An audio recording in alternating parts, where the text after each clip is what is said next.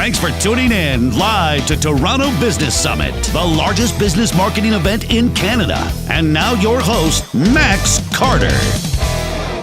All right, welcome everyone. And today we joined with Andrew Jones, a co-founder of AME, Amazon meets eBay. They are teaching e-commerce owners how to sell more, and that's what we're talking about today. We'll touch on so many topics, and from email marketing, referrals. We're gonna talk about networking, developing a unique sales proposition. We'll touch into sales and how do you handle and close prospects. So Andrew, welcome. How are you? Great, thank you. It's an honor, definitely. The one thing I want to talk about is adding value to your customers. One of the greatest quotes that I've heard when it comes to marketing, be it email marketing, direct marketing, is you have to be willing to give without want before you could receive. Once I understood that concept of adding value without any expectation, everything changed for me. Everything completely changed, because before I used to do email marketing as a strategy to obtain clients. And I was so pushy. Every single email, once they opt in, I was pushing them to buy. And we all know that people like to buy, they just don't like to be sold, right? Yeah. So once I adopted that philosophy, I started to do this. I think every business, no matter what niche you're in, you should have a capture page, okay? You should have some sort of capture page. You could go to websites like instapage.com and you could create your own one-page lander, no tech skills required, and have on it content that is relevant to your services, but giving them some sort of offer for free upon them opting in to get on your list. Why? Because the money is in the list, okay? Once you have an email list of customers, people that know you, like you, and trust you, you could literally write your own paycheck, okay? So my email list is my currency. As entrepreneurs, we don't really own nothing, but if you own your if you own a database of people, no one can take that away from you, okay? Because something could affect your industry, that may have you go out of business, but you still have your people. And if you treat them right, just like any relationship, they will give to you as you give to them. So what I did as a result, once I started to get these emails, I started to adopt a philosophy of 7 emails when they first opt in of adding value. Okay, so a week of just adding value of content, free stuff, 99% value. Here's how to do this, here's how to do that. You go here, I'll give them free webinars, that I did for my paid clients. I would give it to free prospects, right? And what's going on in their mind is, wow, if he's giving me all of this content, all of this material for free, imagine what I could get from him if I pay. Right. So that's a philosophy that you want to adopt. So on my 7th email now is when I ask them to buy, and you have to ask. A lot of people are afraid to ask. I was watching a video not too long ago, and the person was soliciting money, and they said in the middle of their pitch, "I don't like to ask for money." Right? That you want to get out of that space. You have to ask for the actual sale, right? So, but you don't have to ask aggressively, because you already demonstrated your character through a series of free content, right? So that's definitely one thing that you want to start to implement. So instapage.com is one website that I use to create amazing landing pages to add value and get them on my mailing list, okay? And we could use autoresponders such as GetResponse, Aweber. We all know about those, okay?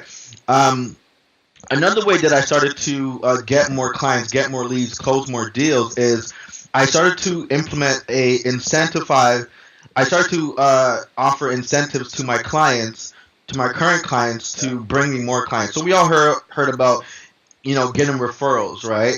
But, I like to incentivize them. Like if I've done a good job for them, yes, they may go out there naturally and tell people, but let me put some fire underneath them and say, hey, listen, for every client that you give me, I'll give you a gift card, I'll give you a gas card, I'll give you fill in the blank, right? I just had a client right now, and I'm really open with a lot of my clients. So my high tier clients get my number, and we have a WhatsApp group. And he sent me a message. He's like, listen, I have 2 referrals for you, right? You know, like, how can I get paid on this, right? And he would have done it anyway for free, but now he has even more reason to go out there and go be a poster child for my business, right? So you don't have to set up something on your website like a JVZoo or anything like that. You don't have to get that elaborate, but you can if you want to. You know, there's many companies out there that you could create through jvzoo.com. You could create a affiliate site based off of your business. Okay, and JVZoo will market it to millions of affiliates across the world. Okay, and they will go out there and go find you clients, and JVZoo will break down the commissions to actually pay them. Right? That's a cool method. But I like having people who have used me and have actually benefited from my service to go out there and I pay them. Right? Nothing wrong with the JVZoo approach. That's a great way to gain leverage. Right? If you monetize it correctly. But I like having my own students going out there to bring me clients and paying them as a result. Okay, so that's one thing that you guys want to begin to implement. One more thing is the power of networking. Okay, we're at a networking event, and the one thing that I love about networking events is that my goal when I go in there is not to land a new client, it's not to get a sale, it's to make a new friend. Right? I say, let me go out there and make 2 friends today, 2-3 friends today. That's a whole different perspective, whole different philosophy from, let me go get 2 clients or 2, you come across as being too opportunistic, right? And people get turned off by that, right? So it's always my intention to make 2 friends. So there's different approaches to doing this. I go out there to networking events. I use meetup.com religiously. It's where we met. And I go to different meetup groups that are involved in my niche, or I go to BNI groups and what have you, and I go to these groups and I just literally look for friends and I hand out my business card, and I have what is called my unique selling proposition when I give them my business card. Okay, and what I do is I'll give them my business card after they give me theirs and whatnot, and I have what we call the elevator pitch, right? I call it my unique selling proposition, in a way where I'm not selling them, but I'm leaving the door open for them to either give me a referral or offer their time to me. Okay, so someone will always ask you, what do you do? You shouldn't just say, oh, I'm a dentist, or I build websites, or I don't say that. If I build websites for someone and I'm talking to someone who is a accountant, I'm going to use that, right? I'm like, hey, well, we build websites for accountants all across the GTA, helping them get more leads, helping them get more qualified clients, so they could focus on what they do best. We actually have open enrollment right now for new clients. If you know anyone that is interested, let me know, right? And they're like, oh, yeah, I'm interested, right? But the golden key here is when I get their business card, I always have in my mind, like, how can I help them? All right. So I have a system that I use to keep in contact with all of my new friends that I make. Okay. So I have a binder and it's filled with people's business cards. Okay. And in this binder, I'm going to go down the line. And when I get home from these networking events, here's what I do. The last networking event that I went to, I met a billionaire and we had a great conversation. And when I got home, in the same clothes that I was in, I cut a video and just to say, hey, listen, it was great meeting you, but I do this for the billionaire or for the hundredaire, right? I same clothes that I was in, I do a video. I'm like, hey, listen, Mark, it was great meeting you. Look forward to working with you and building a solid relationship. I don't ask them for nothing. I don't say buy my product, check out my website. I may say, hey, connect with me on Facebook or something, right? Because my goal, my secret to success is no one can out-friend me, right? I don't have the best pitches. I don't have the best hooks or anything like that, but I could make a solid friend and build a decent relationship. And it's sincere. It has to be truly, truly sincere. If I know a lot of entrepreneurs, and when I talk to them, I find out that they don't have a sincere appreciation or love for people. They're easily annoyed, right? Their clients call them, they ignore the calls and whatnot. It's like, you're in the wrong business because this is a people industry, right? I love people. So it's like, oh, I'm like, okay, cool. So let's work together. What I do, I have a site through a third-party company called Send Out Cards, and this company is amazing. I'm not soliciting it, but what it is, it's a company where it helps you stay in contact with those who are close to you. Okay, so what you use it for is basically, if I meet John at a networking event, I'm going to get to know John. I'm going to get to know his birthday, his kids, all that stuff. And if I know John's birthday is February 14th, okay, on sendoutcards.com, you could put in John's birthday, and 5 days before his birthday, Send Out Cards will send out a birthday card to him on your behalf. Wow. Right? And it's customized. It'll have your picture on it. It can have a custom message or whatever the case is, right? There's one friend that I have, and throughout the years, no matter where I am on the planet, he will find me on my birthday and say happy birthday, right? And I value that. Like, I would, if this guy called me and he was in prison in Turkey, I would go there and bail him out, right? You know, because it's like people value that, right? You know, so I have it set up for like family, friends, colleagues, and stuff like that, right? You know, I'm constantly busy, so I may not remember even my mom's birthday, right? But Send Out Cards would, right? And she gets the card and she's like, "Oh, Andrew, thank you." I'm like, "Thank you for what?" "Oh, it's your birthday." Right? I'm like, "Yeah, I knew that," right? So it's definitely a great way to stay in touch with these clients, right?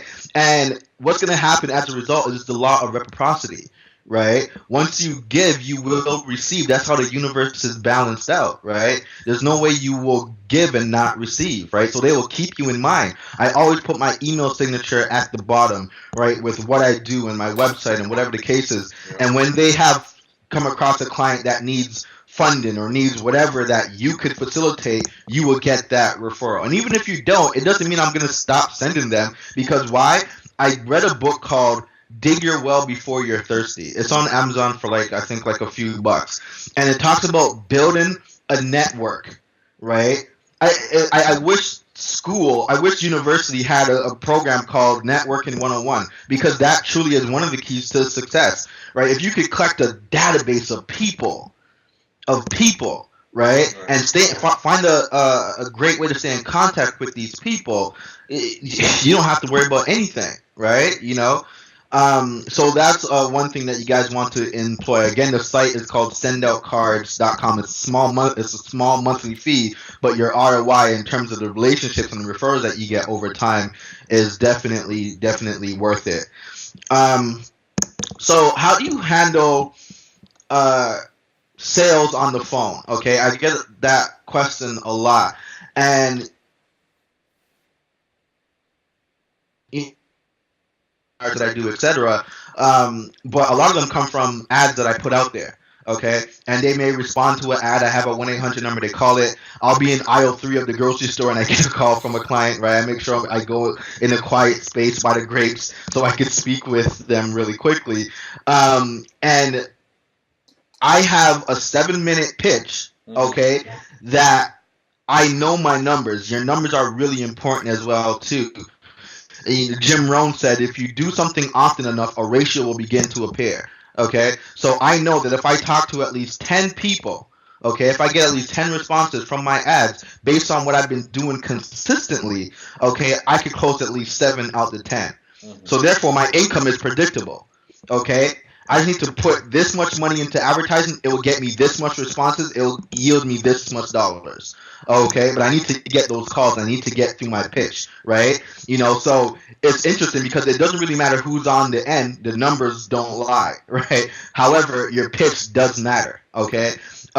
So when I get somebody on the phone, again, I make sure my pitch is no longer than 7 minutes long. Okay, you keep that long, people have a short attention span, you can lose them quickly. So one of the things that I do right away is I ask them a qualifying question, because not everyone is qualified to work with you, right? They may be qualified financially, but not emotionally.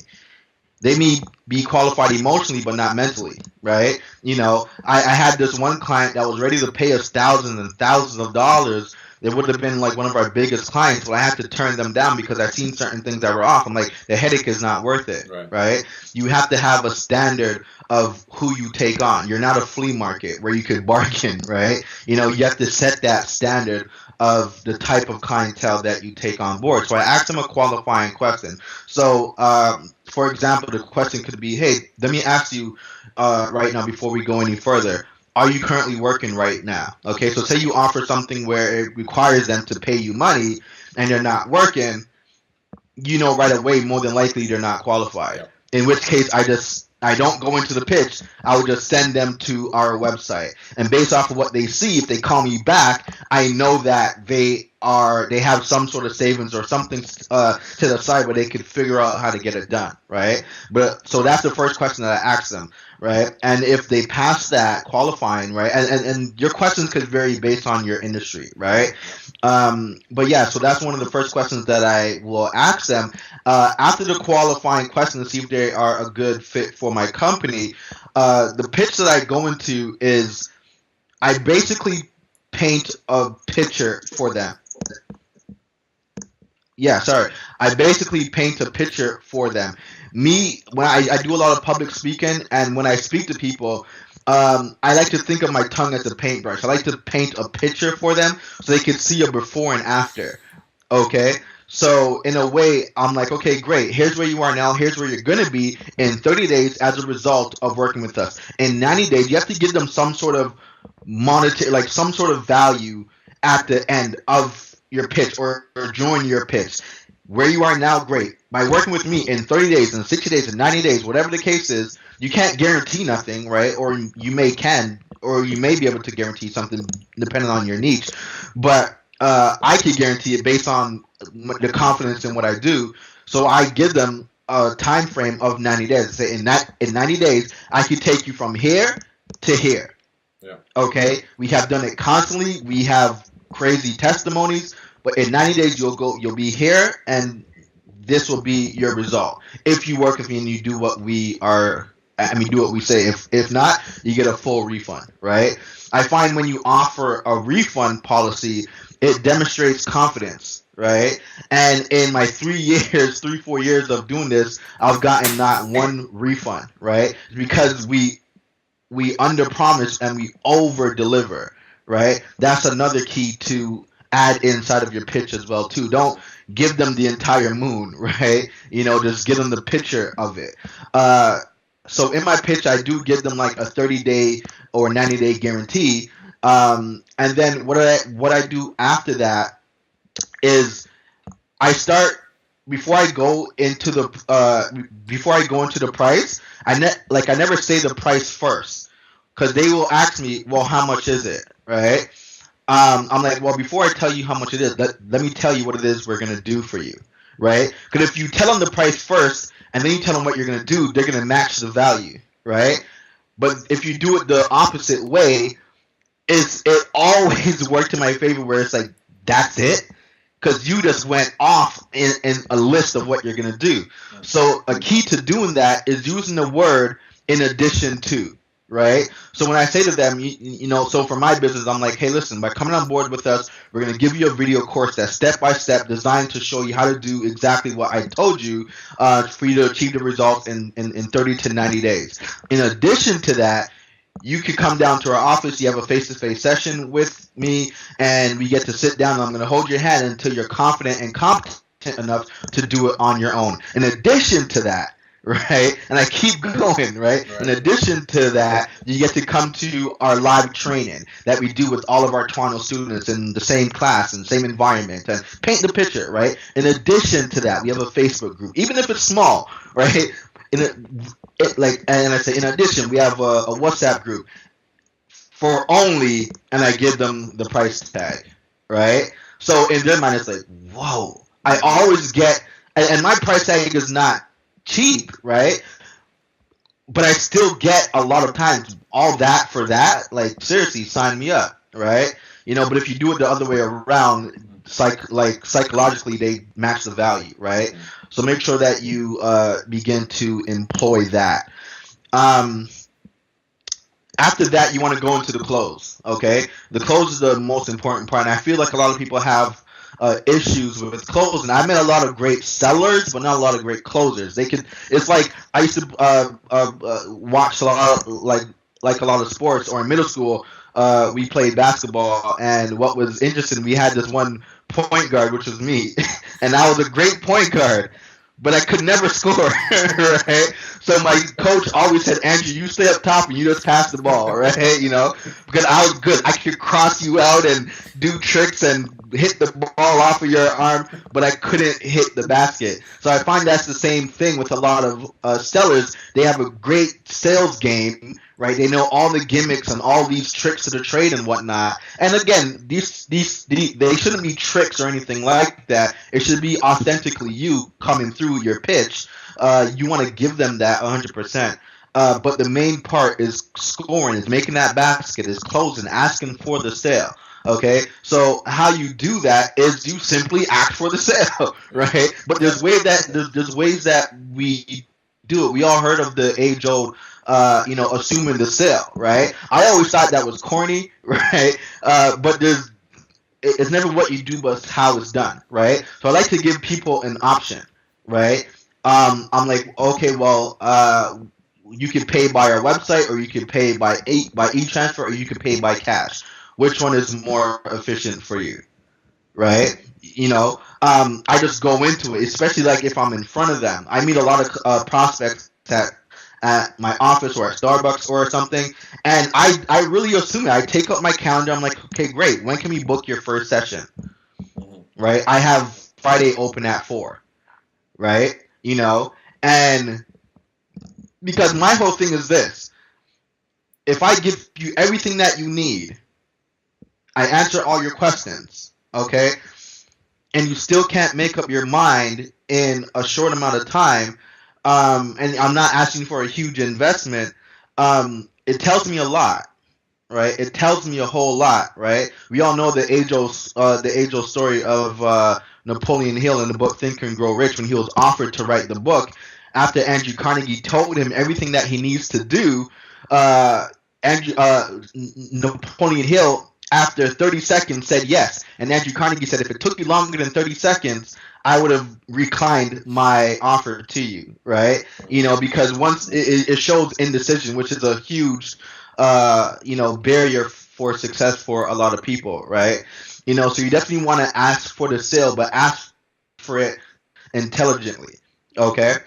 So if you employ all of these things here, and plan your work and work your plan, and have it detailed, written out, your pitch. What I did with my pitch is I rehearsed it so many times. I recorded it. So I would talk to someone on the phone, and some smartphones have a record button, and I would record it, and I would play it over and tweak the amount of times I said or huh or stuff like that, and I would track it, and each time I would take it out, right? And then I would perfect it to the point where I reached my numbers of 10 calls equals 7 sales. In the beginning, you're not going to hit those numbers. You have to go through the pitfalls for you to hit the consistency with momentum for you to get the number of sales that you're looking for.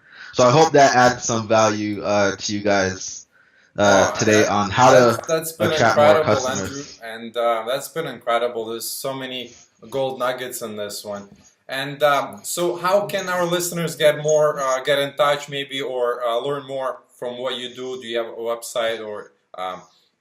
Yeah, if you guys are looking for ways to sell your own products or services using the internet, or sell other people's products to earn an additional income, I urge you guys to go to the website amedegree.com. That's amedegree.com, okay? Or you can find us over on Meetup.